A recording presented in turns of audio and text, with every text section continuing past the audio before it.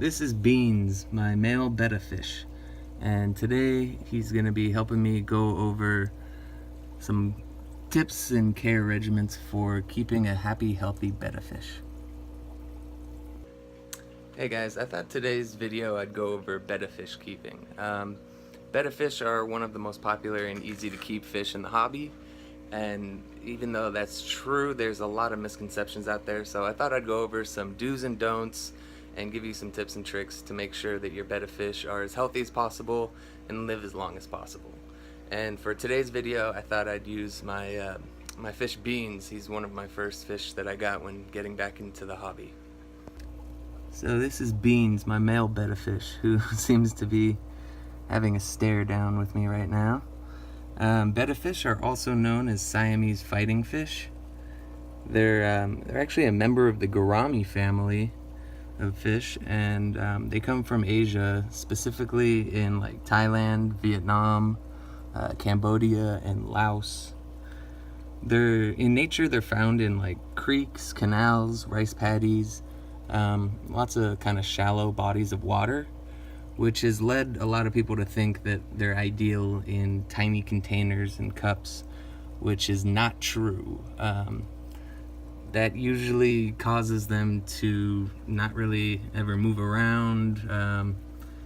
They get sick easy, and it's just really cruel because it's keeping them in such a tiny little cramped area.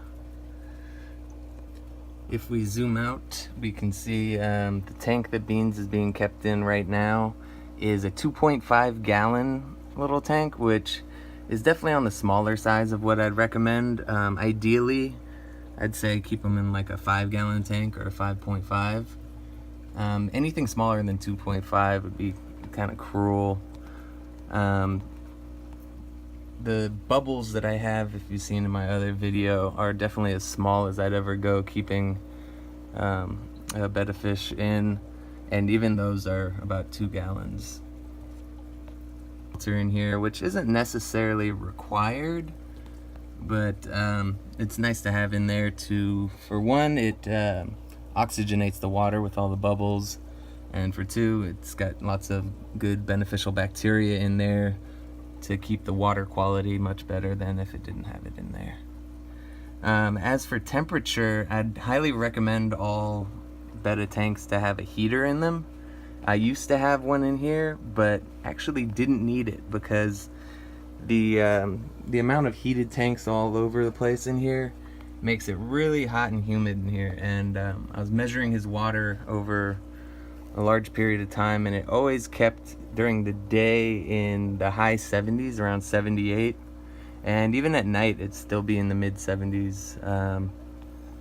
The room stays about the same temperature all the time, but if I didn't have that, I would definitely need to have a heater in here. Without heaters, they aren't as active. It'll also make them not live as long, and it's in where they're from, it's much hotter than probably where you're at, and so it's good to keep a heater in there to keep the temperatures around 75 to 82 degrees, ideally somewhere in the middle there, like about 80 degrees, 78, something like that.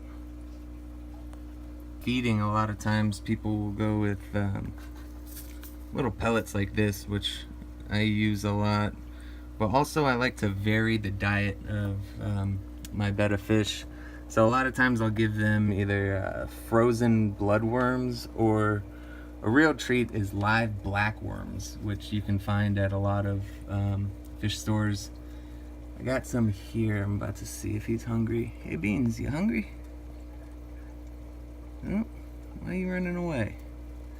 Well, I guess he's not hungry at the moment, but they'll wiggle around in there, and he'll pick them up when he's hungry, which is a good thing about live food. It doesn't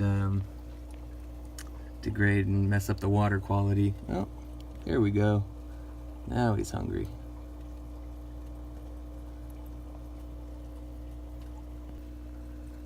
Now you may have noticed, and I think I mentioned earlier, that Beans has some little pet ghost shrimp in here. Tank mates for male bettas aren't usually thought of, but they can actually do quite well with certain different kinds of tank mates. It really depends on the size of tank they're in, and more important than anything else is the actual personality of your betta fish. Beans is really laid back and really a nice fish. And in the past, when I had him in a larger tank, I kept him with guppies and different kinds of shrimp, and there was never any issues, even with the baby guppies. But many of my other male bettas are a completely different story. Even in large tanks, they'll just completely shred any shrimp I put in with them. They'll attack and chase down any other bright colored fish, and so it's really going to be based on just the personality of the fish you have. So you might want to spend some time with your fish and observe his different how he acts around different things, so then you can decide whether or not it's ready for a tank mate. One other thing you might notice with betta fish is sometimes they'll go up to the surface and take a gulp. That's actually them using a rare organ that they have. It's called the Labyrinth organ, and it allows them to actually breathe air from the surface. When it comes to body shape and colors and designs, there's hundreds of different combinations you can end up with. And betta fish are actually bred into different fin shapes. I believe Beans is a half moon. There's other ones such as the placots actually have really short fins. There's double tails. I actually have a crown tail. If we'll go over here, almost just tripped. This is a crown tail betta, and this little guy over here is a Dumbo betta. You can see he's got these big Dumbo ears, kind of the side fins. That's where they get that name from. I don't actually have any veil tails or double tails or any of the other ones at this moment, so I can't really show those, but you can look them up online. On the topic of plants, they do improve the water quality, as well as you can see, Beans likes to hang out in some of the vines and on leaves. Sometimes he uses them as kind of a little bed to lay on. And also another thing, a lot of people use Indian almond leaves, or catappa leaves as they're also called. These have multiple uses, one of which is that it adds tannins to the water, which will change the color of the water to make it look a little more natural, and it also has antibiotic qualities, a lot of people believe, and also it grows a lot of biofilm on it and good bacteria and little microorganisms.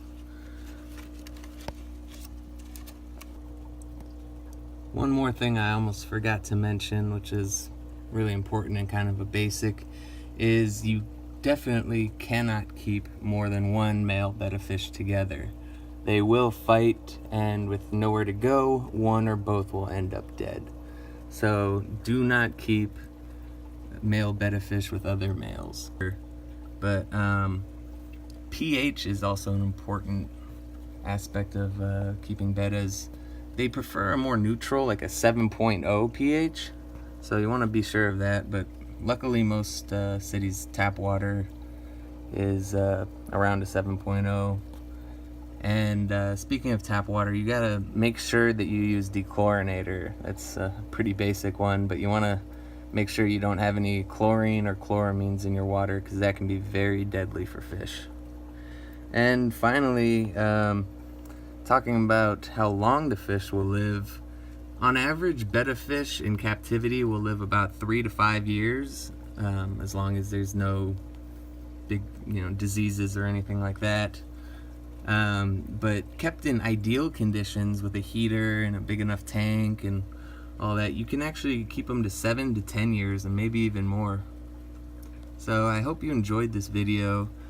Please like and subscribe, and let me know if you have any ideas of anything else you'd like me to go over.